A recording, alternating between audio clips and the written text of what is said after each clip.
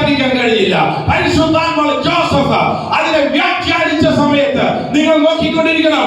ആ കഴിഞ്ഞ കുറഞ്ഞ നൂറ്റാണ്ടുകളായി, കഴിഞ്ഞ കുറെ കൊല്ലങ്ങളായി ആ ഫറവോന്റെ ഈജിപ്ത് മുഴുവൻ ഭരിച്ചിരുന്ന മന്ദ